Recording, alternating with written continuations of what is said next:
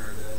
And also, do you have what to do with the current the government spends related to healthcare?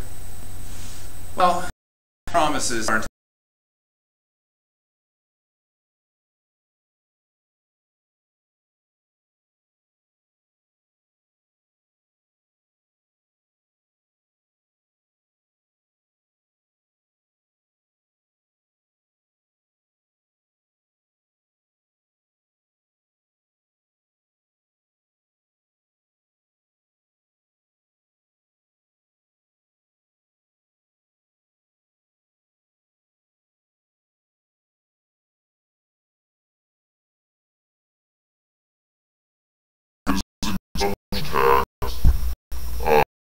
caveat to that is that it's a Bob Stephen because the last thing we want is to give them two avenues. You know, most people over the tax, it was percent, and then they got it passed, and that's how there was not any uproar from, because it was very unobtrusive and it did rock the boat.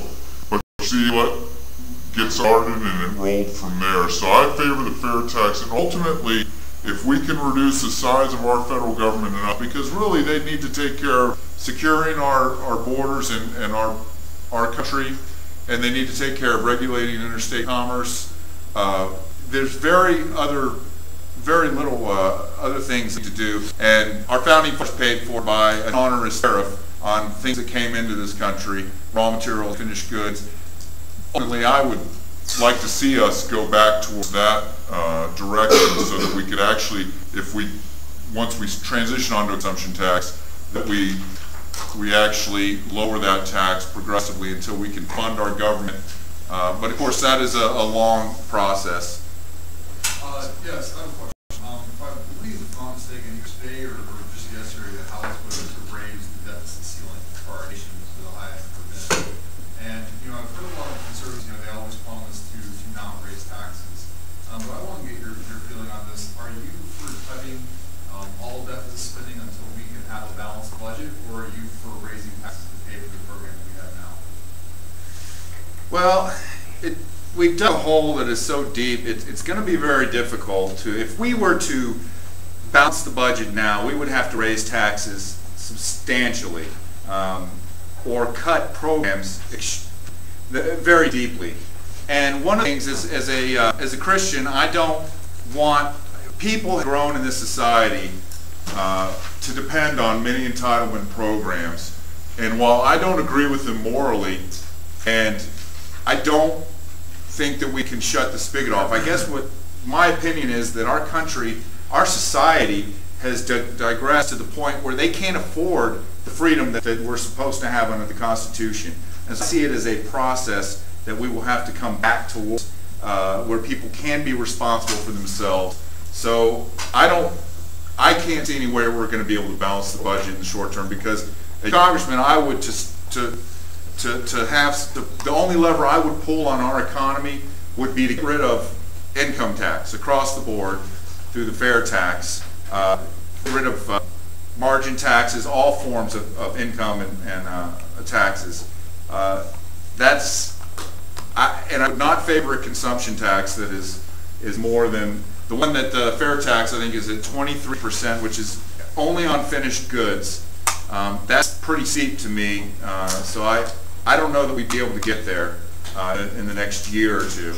But we certainly can start cutting these programs. Like I mentioned, the Department of Energy, if we can't find $10 or $20 billion in that are not useful, then I would be very surprised. So, but it's going to be a process. I don't know that we'd get there in a year or two or three. Yes, sir. I'm new to Austin. I don't know if familiar with all of the candidates, but could you please perhaps distinguish yourself from the other candidate in the areas in which you're more conservative than he is? I'm not so much concerned about Republicanism, more Reagan conservatism. So maybe just like elaborate maybe on the values or. Well, the free market values I hold are very firm. I believe in no form of corporate socialism. So, and that is something that my opponent has voted for. He voted for huge entitlement with the prescription drug benefits. So he has expanded these social programs in many cases. As I mentioned, I don't think we can just shut the spigot off, but I certainly favor no more expansion of social programs in a metered contraction. As far as other areas where we differ on the Second Amendment, I remember gun control, fiscal responsibility, but what about like when people want like abortion or? Well, as far as I'm aware, my opponent has never voted. I'm staunchly pro-life. I believe that, and this is just from my personal experience as a father, that the moment I found out my wife was pregnant, and I have twin daughters, I felt like a father. There is no doubt, and there is no doubt to me that life begins at conception, and it cannot protect itself, therefore it should be protected. Having said that, I do not believe it is a federal issue. It is a state's issue, and Roe v. Wade should be overturned, and the state should be allowed to handle this just like any crime. You don't need the federal government involved. Same thing with same-sex marriage. I think it is a state's issue, and there's an argument about honoring contracts, but I believe you can write legislation that would that would help alleviate that problem. So, but I will say that my opponent was a ranking member of the Congress for many years, whenever both houses were Republican and the Oval Office was Republican, and nothing was made as far as headway on the issue of abortion.